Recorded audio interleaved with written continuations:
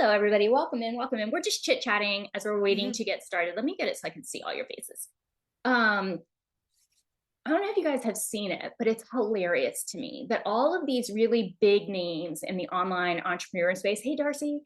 Um, I wish I could think of somebody's name off the top of my head. Oh, Alex Formosi, like one of the most affluent, entrepreneur people in the world. He's not a therapist. He's not in the therapy field. He suddenly has ads for therapists who want to sell their practice to him. Hmm. Why is that? It's very interesting. And the reason is that therapy practices are making way more money than anybody expected them to because we're so freaking hyper niched. So, Liz, when you're talking about Right. how niched you are, everybody's like, the Mhm. riches are in the niches, da da da. Well, it's freaking true. And Mhm. so Mhm. now we've got these huge entrepreneurs who are like, let me buy your practice because I know that that's going to make me money. It makes me feel very It's good about so our industry, you know? yeah, it's so interesting though, because like who's going to actually do the therapy? You mean the same Uh-huh. person would do the therapy or Same person would do the therapy, but here's what's wild. He is saying, like, if your practice is making over some extraordinary number, like 10 million a year or something like that, give us a call and we'll teach you how to scale. And I'm like, oh, honey, you don't know the industry you're trying to target. What are you doing, sir? You do your research. You're spending money that on is ads for funny. no reason. Yeah.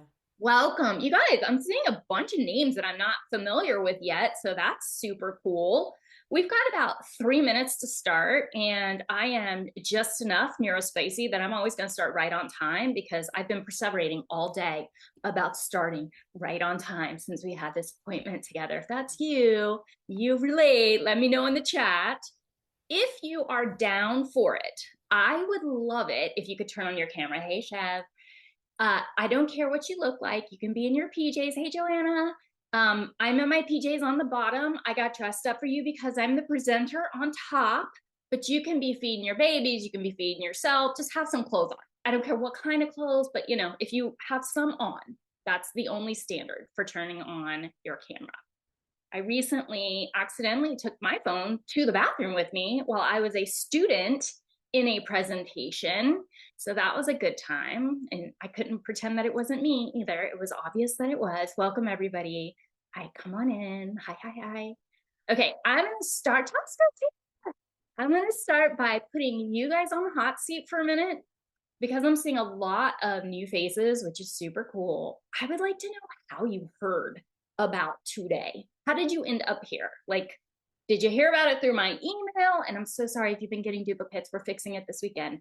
Did you hear about it from a Facebook ad? Did you hear about it from a friend? Stacy, see, I love these familiar. My constant fear, Liz. I know. I was mortified. I just pretended like it didn't happen. That was my strategy. I'm like, I'm gonna just pretend that that did not happen. Gina, Andrea, Facebook group. Oh, that's good to know. That's good to know.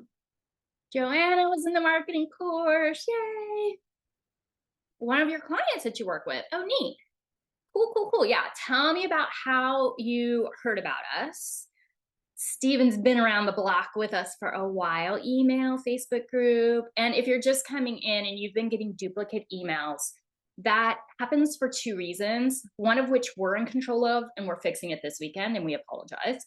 The other is if you have multiple email accounts and you've opted into freebies or whatever over the years with multiple emails, then you'll get duplicates because it's going to multiple emails. Just let us know and we'll fix it for you because I know that's super obnoxious.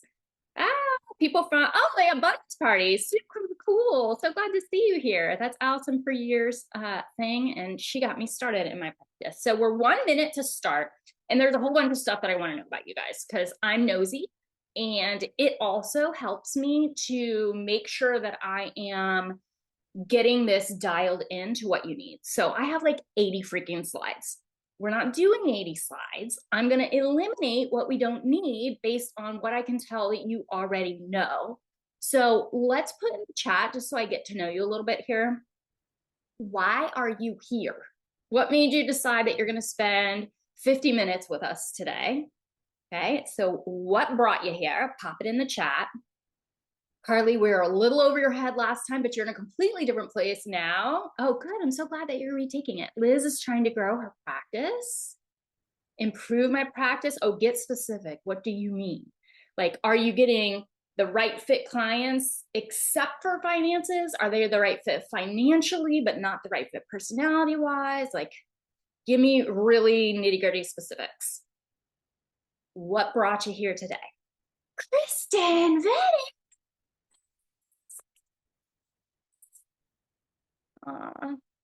Okay, Laura works with lots of different providers. Hold up. And wanting other options. Okay, with marketing strategy. I like hearing you say strategy. Need private pay clients. Good, because we've got those. Just starting my private practice, trying to get my clients on board. Have one client. I need this to be sustainable. Sheb is here for a refresher and a check-in. And don't forget, guys, that we have trainings and we have free coaching calls. So feel free to come to as much as helpful for you. Okay. Meetings being transcribed. Good. Private practice owner looking to pivot to premium pricing for our highly niched and respected practice. I love that level of specificity. Love it. I'm going to just take a slight detour, okay? You may have been noticing some things happening in the economy recently. Anyone? Hand up if you've noticed maybe that your groceries are getting more expensive. Your gas prices are getting more expensive. And have any of you had this feeling of like, uh-oh, private pay is not going to work because everybody's going to be trying to save money. So I better stick with insurance. Anybody having that experience? Yeah. And Joanne's like, no. Okay. So I've got a couple pieces of data for you. You'll notice if you're new to me that I like to talk about the mindset side and the practical side of things. So we'll get to the mindset in a little bit, but I want to give you a little practical something. So I too can sometimes operate from a place of fear and scarcity. So when I'm watching the economy do weird shit, sorry, I'm gonna try not to cuss a lot, but occasionally I'm gonna, I start getting a little nervous, like, ooh, is this gonna be sustainable? But then I go to data because I'm not gonna let my emotions run the show.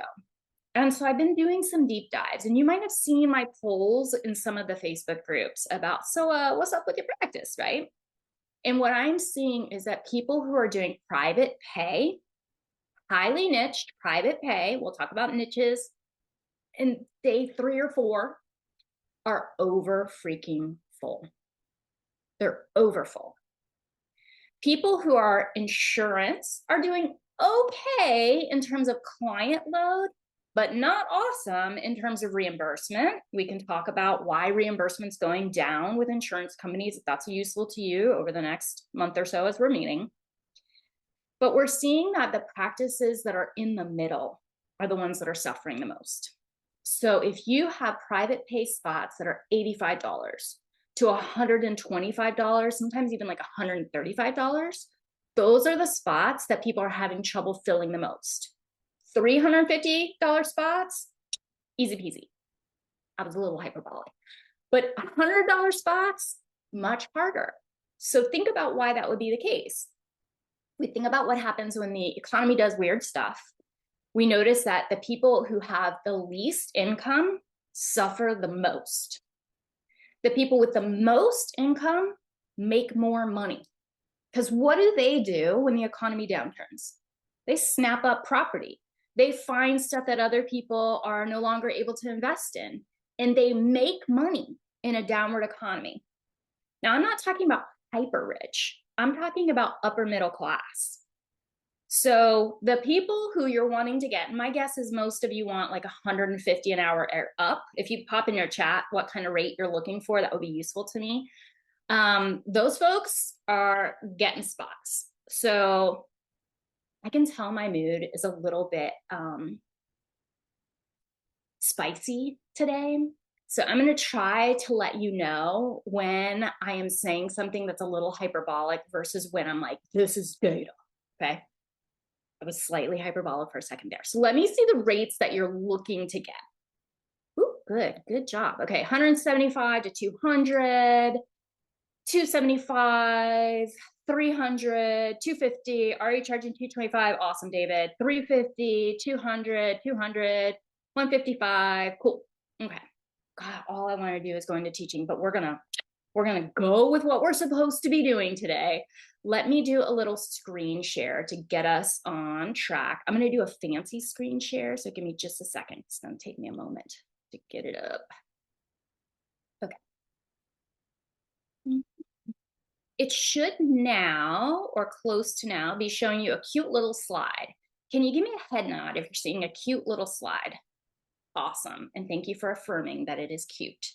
I'm Amber. You'll learn more about me today. If you could pop in the chat if you know me or if I'm totally new to you, that'll let me know how much more to tell you about myself over the next month or so that we're working together.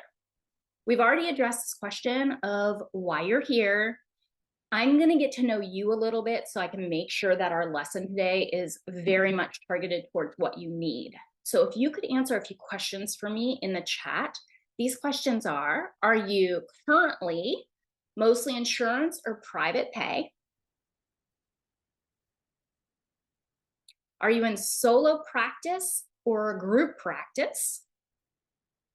I'm looking at your answers. Let me get out of my screen share way. I can't tell you how happy it is to see y'all in the chat. That makes me extremely, extremely excited. Mostly insurance, solo practice. Okay, mostly insurance, fully private pay, solo practice, insurance, want to start a group. Headway, mostly insurance, private pay, solo, mostly group practice, solo 50-50, solo all private pay. Lisa says 100% private pay, 3 therapist practice. Way to go, girl. Total insurance, lots of Medicare. Okay, great. So this is very helpful.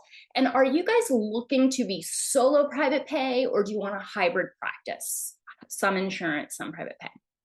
Okay. And then if you're partnering with anyone besides an insurance company, like Headway, Alma, Talkspace, BetterHelp, any of those companies, let me know that in the chat as well. Who are you partnering with? Got some handwaves. Sorry, Amber, can I just jump in? How applicable is this going to be for somebody who's not in the US? Because as you guys talk about this, like Canada is very different in terms of insurance. Like I charge my regular rate and insurance just pays it. We don't negotiate any rates. Like there's none of this. It's just benefits. So yeah. We've had multiple people who, I would say maybe 7 to 10 people who have gone through the course, the paid course, and applied what we've talked about in marketing to their practice in Canada. Because I'm in the US and I mostly train US people, there's going to be that leaning. So you're going to have to pull out like what's applicable for you. The general, what I'm teaching is tried and true marketing. So most of this is going to be applicable to anything you want to market anywhere. You with me? I think you turned your mic off. Okay. Yeah. I'm with you. Yeah. Okay. Awesome.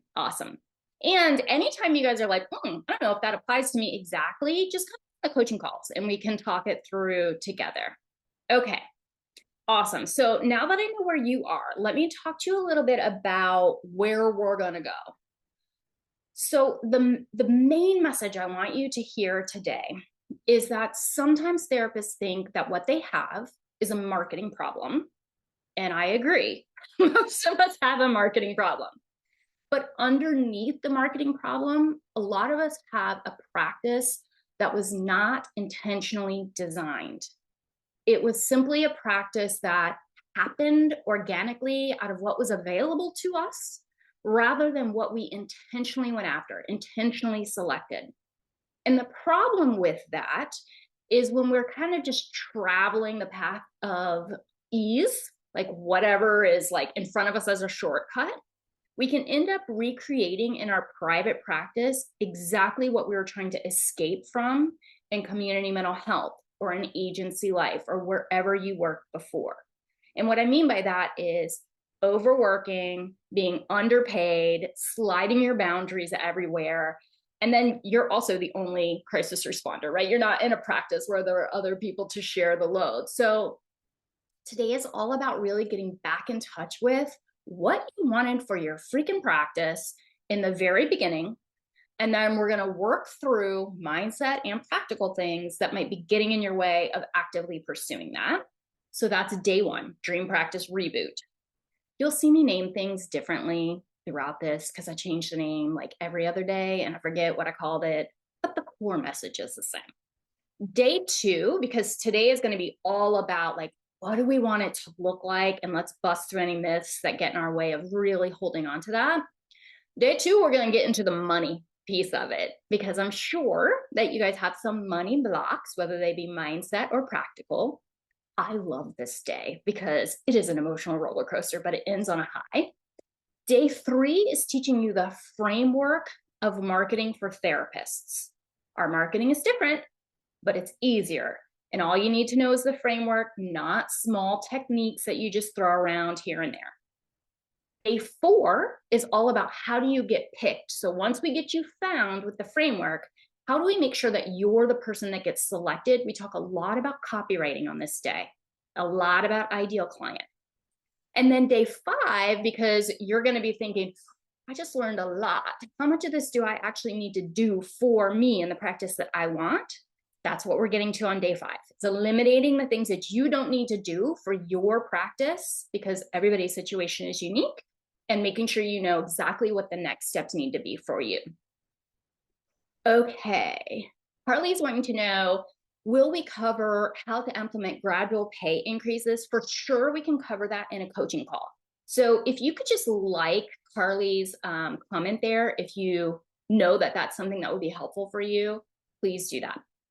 This is a little schedule. Feel free to take a screenshot if you don't already have this. This is a schedule of the official names of what we're doing each day. But what I really wanted to highlight is, because you're here live, holy moly, there's 100 of you here live. Hey, all right. Because you're here live, you get rewards. So every single day, oh, is it blurry? I can fix it. I say that with a lot of confidence. Every day you're getting something free just for showing up live. So today I'll show you what you're getting free, but you're going to get cool stuff every single time you come live. The schedule is very blurry. Was the previous slide blurry? Tell me, is this slide blurry? It's blurry too? Boo! All right, well, I liked it when I was being able to use a little cheat, but I'll fix it so it looks good for y'all. These are the sacrifices I make. Each it gets more blurry. That's not what we want. All right, let's do this. Make it big. So my name's Amber. Is it clearer now? Yeah, okay, all right. I'm Amber, I'm a licensed psychologist, and like many of you, I have followed the path. Tell me what I'm supposed to do, and I will do the dang thing. So, you know, undergrad, grad school, practicum, internship, residency, get paid very little, get paid a little bit more than very little, you know, like what we all kind of go through. I've worked in acute stabilization units, as a crisis phone counselor. Let me know if you've done any of these same jobs. I worked briefly at a residential home for people with schizophrenia, worked at a DID clinic, I worked as a university professor, and then I landed into Cushionville. I landed in a university counseling center, and I was like, okay, I have made it. And then if any of you worked in a university counseling center, you will remember that it went from being very cushy to being a lot of work. So like many of you who are seeking some freedom, right? Oh, I'm so glad that it's better, guys.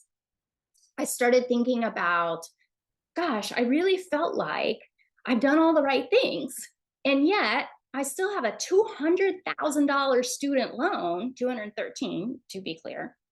And even though I'm making good money, I'm never going to be able to pay this loan off. And I'm working 50 hours a week. I'm commuting 10 hours a week. And even though I truly loved my job, I really didn't have a life outside of work. And let me know if this is you guys. I am also a little bit of a hyperachiever. And so if I really like my job, I'm going to work real hard at it. So, you know, 50, 60 hours sometimes. And I started thinking, like, this makes no kind of sense, what I'm doing here. And I'll tell you a story later about what made me realize that real hardcore. But I started thinking about, how am I going to have a different life? And at the time, this is like 2015, I thought if I could only work online, that would be a clutch move. I would be able to travel wherever I wanted. I could take my practice with me. I like to move like every 5 years and start anew. And you can't really do that with a private practice that you've started locally. So I built an online practice, and frankly, because I was terrified of messing up insurance and going to jail, because that's how my brain works, I was like, I'm only taking private pay. It wasn't a strategy. It was truly just, I was afraid of messing up. But it worked. And at $200 an hour, with working 20 hours a week, which included my admin time and my marketing time, I was making more than I was working at my job, which had paid well, and I was working 50 hours a week and commuting 10. So from 60 hours of time to my jobby job to 20 hours of time to my jobby job in my pajama pants, life was way, way better. Any of you relate to all this stuff? When you started your practice, tell me, what was the dream that you had in mind for yourself? Because mine was all about freedom and flexibility. I wanted to be able to go where I want and do what I want when I wanted to do it. I wanted to have limited times that were appointments. Like, honestly, I wanted to do 12 to 15 hours a week so that the rest of my time could be building out side hustles or, learning something new or doing a hobby. Okay, so tell me about yours. Lots of freedom, needing flexibility as a single mom. Yes. A job I could, y'all are typing so fast, I can't even follow. I love it. Out of agency work, ideal clients, a job I could grow old with. It was my retirement plan. I love that. Putting 2 kids through college, more time to think. Yes. I love being in flow and learning and being able to think and teach. There was no time for that in a 50-hour work week. Love it. Mobility, autonomy. Weston, you just said one of my favorite words right now, which is autonomy. I don't know if you guys have noticed that some of the shortcuts that we have used to make it easier to get clients, whether that's insurance or big tech or whatever the heck it is, while maybe for a couple years, those shortcuts are kind of working out. And then all of a sudden, they needed to pay back the venture capitalists who had invested in them. And your reimbursement started going down, and they started making money by selling your client data. And so those things that felt like helpful shortcuts had suddenly become like very big liability for us. And in order to feel free of that and to feel safe, most of us have started thinking about, like, I need autonomy from these people. I don't trust what it is that they're doing. Okay, so tell me about the dream. And then let's talk a little bit about what maybe started stealing bits and pieces of that dream life from you. Sometimes we just kind of feel like we got to be there for everybody, sometimes realistically and sometimes based on some early childhood patterns, right?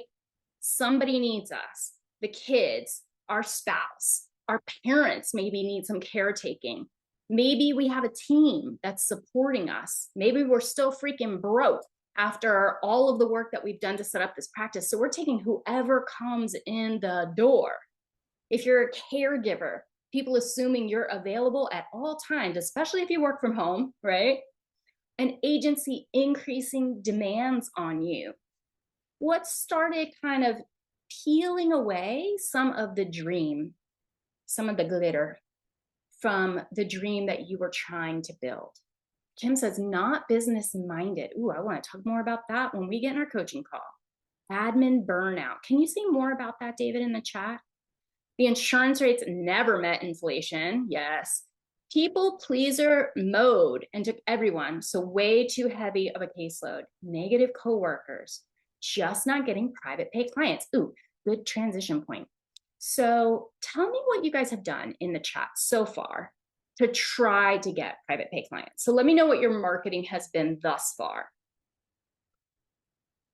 This is going to tell me if you have picked up some marketing techniques or if you have a marketing framework. Groups, networking. Okay, Facebook groups. Very early stages, but I'm revamping my website, Psychology Today, and word of mouth in my community. Good. Networking, website SEO, odds, go Kylie. Website, AI page course with you. Woohoo. Visiting schools and daycares. I work with kiddos. Nice, Julia. Really nice. Okay. So I'm seeing a lot of Facebook groups and directory listings. And we'll get into directory listings when we get into day 3, but just as a heads up, If that's what you've been trying to fill your private pay spots with and they're not filling, that's not a you problem. That's just a technique problem. Directories are never going to fill a private pay practice. So that's not you, and that's okay. We'll figure it out together. So I really think all of us have to do a better job understanding marketing, because it is our path to autonomy and freedom. It is a skill that once you learn, you can apply forevermore. Learn it once, put in a year to learning and implementing, done. As opposed to working with insurance where you're having to deal with them for the rest of your freaking life, okay? So when we start thinking about how did our private practice maybe lead us back into a burnout zone, to me, there are three things that become the problem. One is just a lack of know-how, which you're going to learn during the free training series. So we don't even talk about that one yet. Two is unhealthy patterns. So I already heard people pleaser in the room. Can we just agree to be non-judgmental with each other and confess in the chat what some of maybe our own unhealthy patterns might be showing up in our practice in ways that are undermining the dream life that we would like to live? And I will share. I sometimes have slid my boundaries around fees when I should not have. Now, I'm a believer in sliding scale and I'm a believer in pro bono. But sometimes I felt like I was the answer to someone's problem rather than an answer to their problem, and kind of inserted myself like, I'll do it for free. It was not the right call. Questioning my value or authority, anxiety over my rate, avoiding avoiding more assertive asks from referral partners. Yes, ooh, these are good. Second guessing signing up with insurance, even though I know the amount they pay isn't what I need. Unprepared to talk about private pay with a client who's prepared to self-pay. Has anyone done what I did in the very beginning? My rate was originally $150. And I would go into the free consult and we would get to the end and I'd be like, okay, and you know, our first session is going to be this much money. And then after that, we'll meet weekly and it'll be $150 a session. But I can slide my scale if you can't afford that. I mean, it was out of my mouth before they had even had time to process the number that I had given to them. So Liz saying, yep, slide my scale more than I planned, not enforcing cancellation, financial insecurity, procrastination, imposter syndrome, avoidance of marketing. Yes, I'm going to talk to you guys about how marketing is an act of accessibility. It is an act of accessibility. If your clients cannot find you, you cannot be helpful to them, right? And they are left only with options of companies who are marketing their butts off. I won't call out any names, but you probably know who I'm talking about, because those companies are making themselves accessible to the clients by marketing their butts off. Good. Procrastination, perfectionism, fear of failure, imposter syndrome, family of origin issues around money and wealth. Anybody else got some family of origin issues around money? Yes. Yes, good. Overwhelmed, fear of judgment from peers. Hell yes. And they can be judgy. Yes. Angie says, I cannot seem to enforce cancellation fees. I can't find the motivation to understand or implement marketing. Ooh, we got you, Angie. We got you. Okay, when I don't feel motivation for something, it's usually because it feels like a huge project and I'm gonna have to like get into deep work mode and think about it for 27 hours before I even have a basic understanding, and then I still might not know the steps, and then my brain's like, forget it, let's just scroll Instagram. So we're gonna break it down into really easy steps. Anna says lazy, which really means avoidant for her. Yes, yes, getting too distracted by everything, not having clear daily, weekly goals. Oh, yeah, I'm with y'all. Okay. So that's one issue. We have our own unhealthy patterns that we bring unhealed into our private practice. And sometimes, you know, they're in that blind spot of ours that we don't recognize they're playing out in our practice. And sometimes there are things that, like for me, I have a tiny bit of codependency and it has some fringe benefits, which means that my clients tend to like me a lot because I over freaking achieve in there because I want please, please, please, please. So there's like a really nice side And it's reinforcing for me, and it blinded me to some of the sides of codependency that were dangerous in a private practice and set me up for burnout. Okay. So we have to admit our own unhealthy patterns, and we'll work on those. And then we also have to think of like, what are the shortcuts that I've been trying to take that are actually undermining me?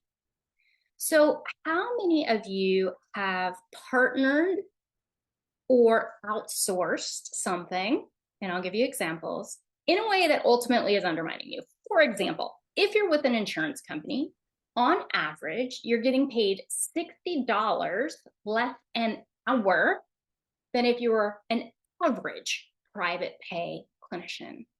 60 smackers an hour. And we tell ourselves like, oh, well, I'm doing this because they're doing my marketing for me, basically. But $60 an hour, 20 hours a week for the rest of your freaking life, that's a lot of money, right? So it's a shortcut that can undermine you. If you're doing it for accessibility, that's a totally different thing. Other shortcuts that might undermine you, you're working with one of the big tech companies and they're like, hey, in addition to us getting you clients, we'll also give you an EHR. And you're like, yeah, save me $15 a month. But turns out that once they get that EHR, they own your client records. And then they do weird shit with your client records that they are not supposed to be doing. But because they are not licensed as a healthcare entity, they can get away with it. But because you're the clinician of record, you cannot. So if your board or the law ever finds out about it, you'll be in big, big trouble. You lose your license. You can't practice for the rest of your life. And there went all of your graduate training. What are the shortcuts? Didn't mean to scare you. I just kind of went off on a tangent. What are the shortcuts that you notice yourself taking that might be costing you? Working for a tech company? I know, Megan. Yeah. Okay, let's see. I hate insurance so much, but I want to be accessible. Someone mentioned guilt. I totally feel that. Overwhelm. Yes. Issues around money, family of origin stuff. Struggle with processing speed and daily functioning as barriers to making more and growing caseload. I wish I didn't relate to that, Cindy, but I do. I do more than I want to. And there's a tension for me in that a lot of AI is extremely helpful for my processing, but I also really worry about how it can encroach on our lives and on our professional lives and on our clients' lives. So we can definitely deep dive in that. So what I'm hoping that you're starting to see here is that there are some costs to not looking at these things and not being more intentional. So I want to do a quick little gut check. Let me know if any of this sounds familiar to you. Does it feel like your to-do list is in mating season? You feel like you were getting stuff done and then you look at it and like all of a sudden rabbits, it's like rabbits mating. There's like it's way more to do than you can possibly remember. And also the notes are all over the place. Yeah. You feel like you're doing all the freaking things and still nothing's happening or it's not getting easier. Anybody relate to that? Ooh, I just saw somebody say, I'm a social worker, so it doesn't feel totally ethical to not accept insurance. Linnea. I'm saying your name wrong. Linnea. We got to talk about that in coaching call because I've read your ethics. If we could talk about this, I used to have like 4 slides on it, but I took it out because it took too long. If you feel like I love my clients and I love therapy, but I don't feel like I can keep on doing it like this, can I get an amen or whatever feels not blasphemous to you in the chat? Okay. I also want to recognize that some of y'all are doing pretty darn well. You're already seeing private pay clients, your caseloads are full, you're just looking to make life better, right? You're like, okay, it's going pretty well. How can I stay ahead of what's coming and make sure that I'm in a safe, good place, okay? I got you. We're gonna be getting at that too. It's all the same kind of thing. At some point, we stopped asking, what do I want? And we started falling into like just tolerating and tolerating and tolerating until we're almost like that horrible analogy about, is it the frog in the pot? Like if you slowly turn the heat up, it doesn't know it's boiling to death. I think a lot of us end up in that situation because we just get used to it. honestly, in retrospect, I don't know. I don't know how I was surviving some of the things that I was doing way back in the day, 10, 11 years ago. Like, I feel like I need a nap just thinking about it. So if you're having this realization that, oh shit, the things that I've been doing are not working for me, maybe they're working for a lot of other people in my life, but they are not working for me, that is not failure. That means that you're just being mindful. You're tuning in, and we cannot fix what we are not willing to look at. So it's good that we're paying attention. It's good that we're noticing. And the problem really isn't you. You're going to hear me say this a lot because I think shame is a real problem in making progress. The problem is that we weren't set up to intentionally design our private practice lives. So I want you to think about this for a minute. When you went into the field, you didn't go into the field thinking, I'm going to live such a luxurious life. You probably went into the field thinking like, I'm going to help so many people. Like, I love helping people, right? Like, you weren't thinking, how do I make sure my retirement is covered? And we were not trained to think those things. Nobody talked to us about, hey, make sure that you're not seeing over 20, 24 clients a week, because the research shows us that those are the clinicians who burn out and whose careers end up short and abrupt.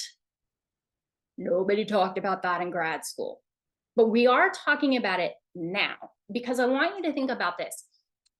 When you help your, this is going to be a question I want you to answer in the chat. What do you help your clients to do to live better lives? So if you think about like the hill you die on with your clients, what are some of the things you talk to them about? Is it assertiveness and holding their boundaries? Is it not reenacting some of their early childhood stuff that cost them in their relationships? Is it listening to all parts of them and not just the like drill sergeant part? What are some of the lessons that you think are just really important for your clients? You know where I'm going with this. Pop them in the chat. So for example, with my clients who have a lot of emotional dysregulation and complex trauma, I really talk a lot about the importance of nervous system regulation and of making space for quiet and for allowing boredom. It's kind of funny to say out loud because these are not my strengths, right? Like, I think sometimes we talk to our clients about the very things that we're not awesome at, or maybe that we weren't awesome at 5 years ago. What are some of the things that you know damn well that if your client saw you doing in your practice, after all the things that you talk to them about, they'd be like, what are you doing? What are you doing? Boundaries and self-care. Yes. Emotional regulation, improving self-care, self-compassion, setting and maintaining boundaries and limits, boundaries and self-care. Where am I putting my focus? Self-confidence, discipline, okay. Now, what are the lessons that you help your clients with that you know damn well you need to be practicing in your own practice right now? Just one small thing. It could be like not ending your sessions on time so you never have a chance to pee between sessions and you have chronic urinary tract infections as a result. It could be sliding your scale before anybody asks. It could be sliding your scale before you've done the math to know if you can pay your mortgage and your electricity, right? What are some of the things that your clients, if they were looking at you right now and they knew what you were doing, they would pop you, right? Yeah, saying yes without actually thinking about what you want. Yes, procrastinating and avoiding, following through on cancellations, procrastinating. You guys don't know how many of my coaching clients have told me that when they went to their current clients to say, hey, I haven't raised my rate in like 3 years and it was already lower than it should have been, and I need to increase my rates. How many of their clients were like, well, duh, I've been thinking that for years. Yeah, some of you are nodding. Answering a text while on a day off. Right. Yes. Okay, you get it. You get it. I just want to make sure. Okay. So this is good because if you know how to help your clients through it, and we can help you be attuned to you doing it in your own practice, that means we can create a pause. So I'm not saying you have to do anything different yet. That's too soon. But you can at least start a notebook next to your desk And when you notice that thing happening that you're working with your clients not to do, just jot it down. Just start noticing the pattern, because if we can pause, we can eventually make a different choice, a more celebratory choice. So, possibilitarian land, you know, this is one of my favorite places to live. And possibilitarian land has this rule. This is like brainstorming where nobody's allowed to say like, that's a bad idea. No, we're in brainstorming possibility land. You don't have to change a thing. We're just pretending for the next like 15 minutes that all things are possible. So in the chat, all things are possible. I want you to write in your dream world, what would life look like? And I'm going to go crazy with an example. This actually sounds really good. I would be living on a catamaran that somebody else was responsible for captaining and taking care of, preferably my spouse. And I would be doing my therapy practice from that catamaran 3 days a week with my Starlink. No, I lie, 2 days a week. Because the third day a week, I want to be running this coaching business that I have. So what is it? If you allow yourself to be a possibilitarian, would you see only therapy intensive clients and maybe do like 2 a week for 6 hours each? What would it look like? Premium fees paid regularly. LB says international travel every year. Yeah. I got to travel by van for 3 months, lived in a van with my husband for 3 months, traveling up and down the Pacific coast. And it was freaking awesome. And I just had my little Starlink and my laptop, and business came with me. It was wonderful. I would not be working past 5 p.m. or Fridays. Yes. There was a point in my practice where I was taking any month that had a 5th week in it. I did not see clients. It was my non-clinical week. So that's like, I don't know, 5 months out of the year. So my clients just knew like, oh, this month has a 5th week. We don't meet this week. And I would just take that week to do my thing. I could read books. I could build a side hustle, do whatever I want. Okay. 5-day weekend. Yes. Meditation or temple side hustle. Yes. You guys are already getting at a point where you're thinking about how else can I help people outside the one-on-one space? Can I write books? Can I have a membership? Can I do courses? I think that's smart. I think it's smart. I do think filling your private pay spots first is way easier. And then buy yourself time to do side hustle stuff. Do therapy dog work. Yes. Awesome. I'm loving it. So let's fill in some information here. Just to like drive it home, I want you to think how many years you spent learning how to do therapy. So probably training in your growing up house, right? Because maybe you learned some skills while you were growing up, reading emotions, reading a room, but also all of your master's or doctoral training, your practicums, your internships, if you did a residency, thousands of hours of supervised work. And how many of you got any training on marketing in graduate school? Or business training? Or intentional life design? Negative. So no wonder you don't know how to do it. No big deal. And tell you what, marketing ain't harder than therapy. You guys work with people who are suicidal. Marketing is not harder than that.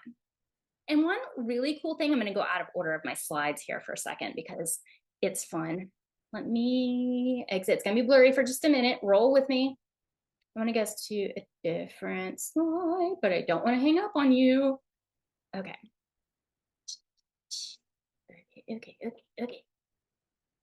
Oh, darn it. Did I close the slide? I might have. So here's how simple marketing can be. It's really 2 things. I wish you could see my screen right now, you guys. I just opened it to be able to show you the slides, which I don't know where they went. I'll find them in a second. But what opened was Spotify and Fetty Wap. Do you guys remember Fetty Wap? Okay. So he sang a song that I thought was about healthy relationships because he talked about cooking pies with his baby in the kitchen. This is like a total tangent. If you don't know the song, this is not gonna be funny to you. But he was talking about cooking pies in the kitchen with the, yes, track queen. Yes, thank you. And I was like, oh, this is so nice. It's like a hip hop rap song that's like about healthy relationships. No, ma'am, that's not what it was about. They were cooking drugs together. They were cooking drugs together, but I did not find out until like a year and a half later. So that's the story. Okay. So marketing, all marketing really is psychology. It's you tapping into, I know, Marcel, I know. I've been tuned in too. I'm like singing along. Yeah. Marketing is about empathy. It's about putting yourself in your ideal client's shoes and imagining how do they feel. That's literally it. And answering 2 questions. Okay, so how do I get found by this ideal client that I understand deeply because I'm good at empathy? And then once they find me, how do I make sure that they pick me? That's literally all it is. And I'm going to just super briefly, for the fun of it, tell you the ways that you're going to get found. We're going to get into deep dive on it on day 3. But getting found is just, how do I get found online? How do I get found in person? Online, it's going to be SEO and AEO. In person, it's your relationships. That's it. How do we get found? We write to the heart of our ideal client on our website. Doesn't that sound way easier than talking to somebody about a safety plan and making sure that they're going to be okay and then not laying in bed at night worrying about it for the next 7 hours? Yes, it's way freaking easier. All right, let me find my slide deck. I accidentally closed it looking at Freebie. Probably not even how you say his name. It's probably not even the name of a person. It's probably the name of the band. I don't know. I don't know how it works. All right, well, let's get in here. So you have a freebie that goes with our lesson today. That's not where I want us to be. Hold up, wait a minute. Okay. Here's where we're at. It's so nice when you can find what you need. So it's really just those 2 things. I'm going to skip through some slides because I want to get you to something really good. Here's where we are. Okay. Let me make it big so it'll look good for you. Marketing is simpler than therapy. You are not a bad person if you make money. We will cover more of that in day 2, which is on Monday. If we are taking shortcuts, there are actual real consequences to those shortcuts, whether it be insurance or big tech or any of these companies. But I freaking get it, because when you're exhausted, shortcuts feel very tempting. But a shortcut is not a strategy. And it's fine to use a well thought out shortcut as a strategy to be like a stepping stone to where you're trying to go.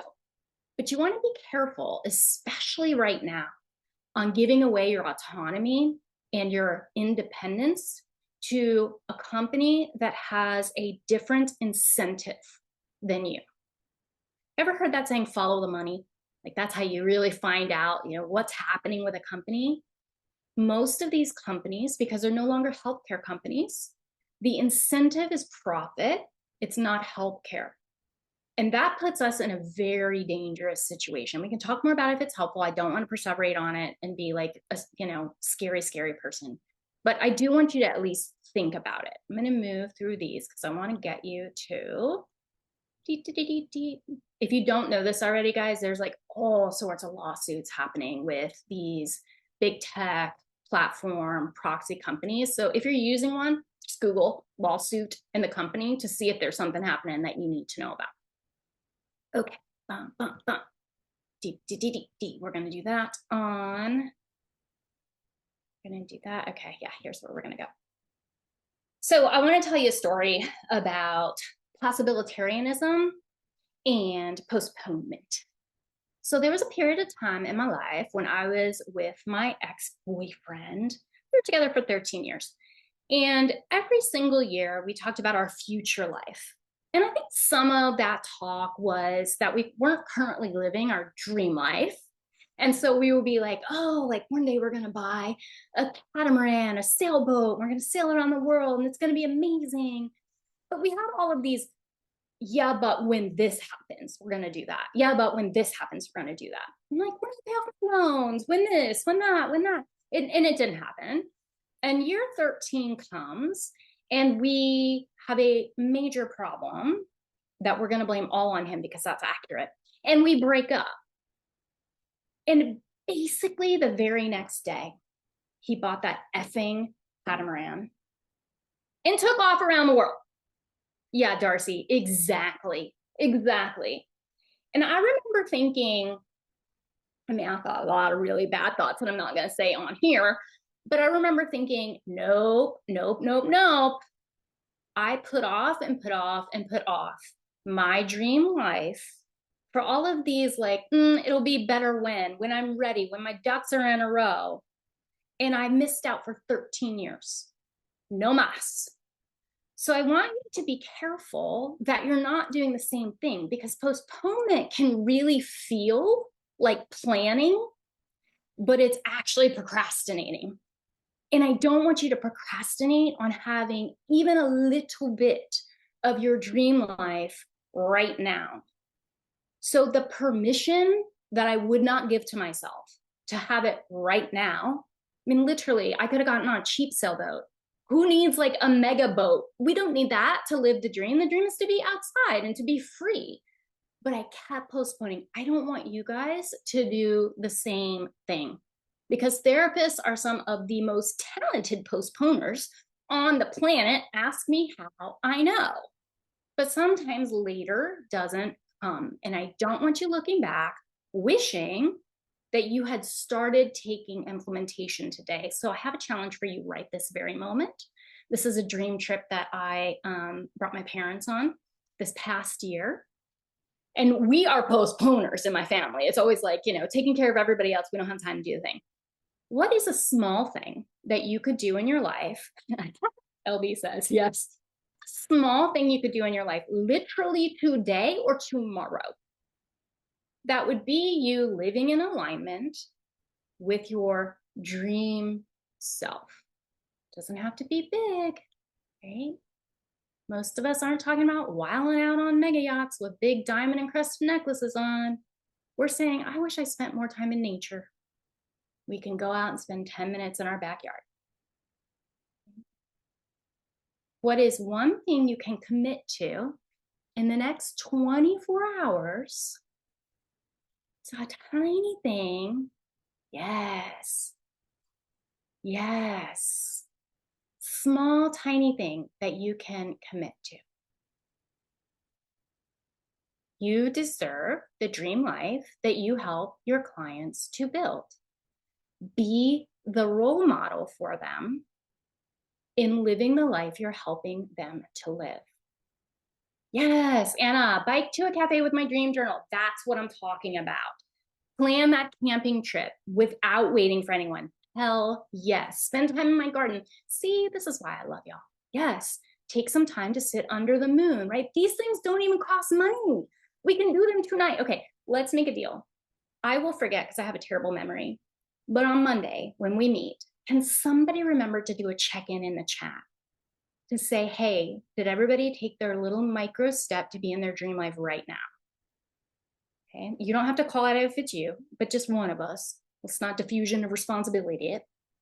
Chantel is going to drop into the chat the freebie that you have for today.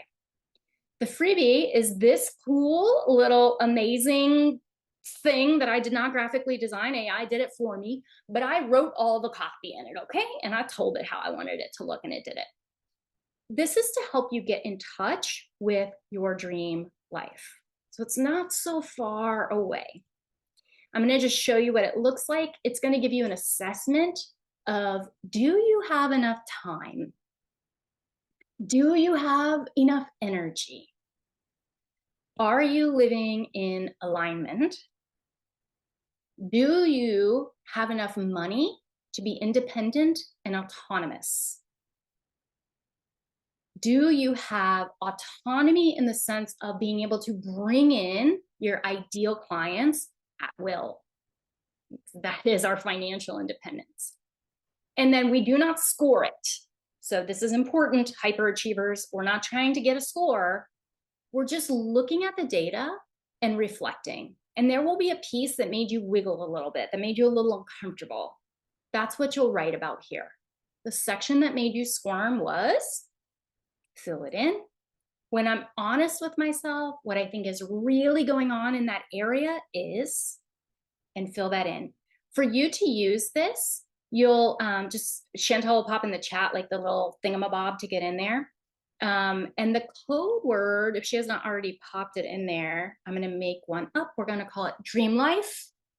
To be able to open it up, you'll want to make a copy to be able to type in there, because you can't type in the original or it would mess up everybody. So just make a copy. What I want you to take home from today is that there is a pattern that I'm seeing over and over again with therapists. Now, hundreds of therapists have come through the course. They want more freedom, and the strategy they apply is working harder. And that's not the strategy. Strategy is to get yourself to more time, energy, and income. Not by working harder, but by creating space. They want more security. And so they partner with insurance or big tech or whatever, because they're like, they're going to get me clients. But instead of security, they become dependent on somebody else to provide them referrals. They want more money, so they see more clients, but then they have less time. So what are they going to do with the money? They don't have any time to enjoy it. Or they want relief, so they hand over the steering wheel to somebody who may not have their best interests in mind. And then to make you feel really yummy and secure, I gave you a few testimonials from people who have been through the course, the free course, and some of them are from my paid course, so that you can really let yourself sit in the feelings of possibility and possibilitarian. Here's some lovely reassurance about boundaries and a little journaling for you. When we meet in our free coaching call, whatever you notice is the part that made you feel kind of squirmy and like, oh, this is hitting home for me, I need to process this, bring that to our coaching session so we can talk it through. Now, as we wrap, what happens to me if somebody tries to lead me into possibilitarianism is my left brain starts shouting, but it's not possible for me. You know, so I just give it a little data. We'll do more data later.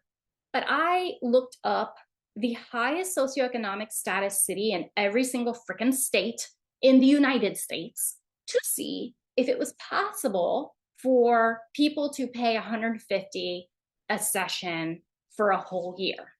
Just need to confirm my bias that this is possible in every single state. And in fact, it is. So if what you're thinking is, yeah, but in my state, there's not enough people who can pay properly pay, BS, because I found a city that we can target for your marketing. We don't have to target your local area. So just in case you're like, the dream sounds good, but it's not possible. That's a lie. It's totally possible. We're going to come back to this. And I want you to share in the chat as we're wrapping up today, an emotional piece. So we did the little practical reassurance, emotional piece now. Life is too short to wake up with regrets. If you do not make a change to how you're running your practice, whether it's with me, somebody else, or all by your damn self, what will be your regret? What will be your regret?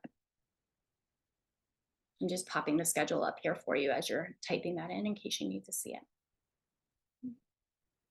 For me, it was a story I've told several times about coming home for a family funeral, and my cousin was there, and she lived in Hawaii, and she was saying how she only came home twice a year, and my little math brain was like, yeah, me too. Like, I lived in North Carolina at the time. Like, yeah, me too. And she said something that made me think about, like, oh my gosh, if my dad, because her dad had passed, I said, my dad only lives 10 more years, and I only come home twice a year. That means I'm only ever going to see my dad 20 more times in my whole life. And it changed something. I mean, that realization just changed something deep, deep, deep in me. And within a year, I had moved back closer to my family. Now, I still travel a lot because I love to travel. And I'm going to see my parents tonight, actually.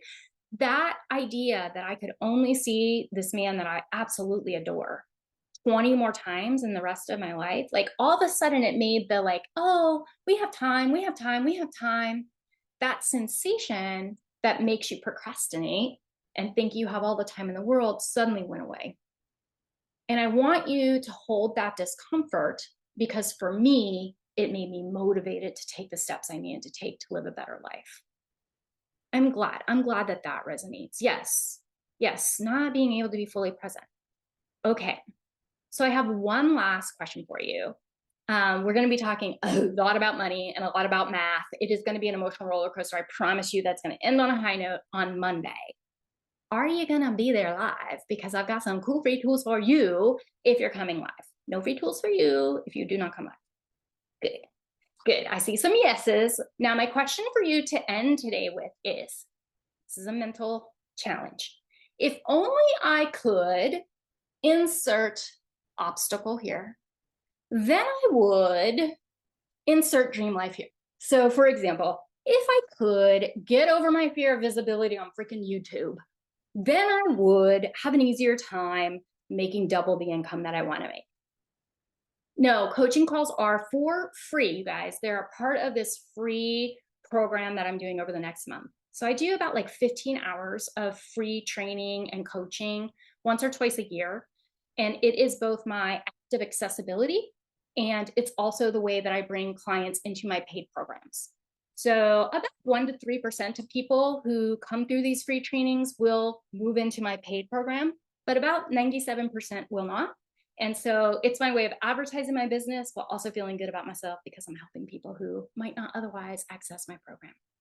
Okay, you don't even have to sign up. If you're signed up for this, you are automatically getting, Chantal, correct me if I'm wrong about that. But I believe that it's on the calendar that all of you have access to, with the links already embedded and everything. We want to make it super, super simple. Okay. If I could get over my fear of having an online presence, I would be able to spend time with friends and family. Hell yes. And Tammy, I've got great news for you. Social media is not how most of us, like 99% of us, will fill our practice. So you don't have to be social media savvy at all. We are going to leverage the parts of an online presence that give us our biggest bang for our buck, but we are not going to become social media influencers because it's not effective. Okay? So you don't have to do things that you're really not comfortable doing. If only I could, then I would. Yeah, awesome. All right, as you're answering that question in the chat, I can stay for maybe 10 more minutes. So if you have a question, whether it's related to today or something coming up and you want to ask, go ahead and pop it in the chat. I'm taking a peek. Jenna's saying she doesn't see the dates for the coaching sessions. What time are they? And I think I just saw Chantal pop that in the chat, so I'm going to grab it for you. Free coaching calls are all on Wednesdays, July 8th, 15th, and 22nd. July 8th, 15th, and 22nd. There you go. I just popped them down there for you. Any questions? I can't scroll up or I will totally get lost, so feel free to pop them in now. I'm so glad that it was good already. We did a lot of emotional work today. It's going to be a lot of math on Monday, but we're going to make it fun math. So I was talking to my dad about this, and I've always been bad at math. I got bad grades in math, except when it comes to money math. And I will look at some money math, because money for me has always been very much about security. I grew up in a place that was not safe, and I don't ever want to have to live in a place where I don't feel safe again. And, you know, I feel strongly about people who shame therapists for wanting to make an income that can keep them and their family safe. Because I feel like that really, and this could be my bias, so I'm just going to own it. I feel like that really could come from a place of privilege. Like if you've never had to live in a place where you did not feel safe, then it's very easy to say, oh, you shouldn't charge that much. You know, like if you grew up in such a way that didn't occur to you that your graduate school shouldn't cost 200 grand, you know, and now you got to pay back those loans, like it just feels not totally attuned to tell people what they should or should not charge. when they are perhaps trying to make sure that they're okay. Okay, I'm the opposite. Math is fun. Put a dollar in front of it, forget it. That's funny. I'm glad that the class is just on time. David, we are going to be sending you a recording of the session. Would it be helpful to have the slides? I don't know that we've ever sent them out separately, but I'm happy to. They may be like out of order because I was jumping around, but I'm happy to send them to you. Okay, cool. And if any of you are like, I love making educational content, remind me to tell you about a program in one of the coaching calls called Manus. Holy moly, I did not make a single one of those slides, and aren't they pretty? Because I did not make them. I had AI make them for me. Okay, I will talk to you all on Monday. And let's see, what's today, Friday? This time next week, I will have a puppy. So you may be seeing that puppy in some of our programs because I won't be able to contain myself. All right, guys, I will talk to you soon. Take great care. Bye.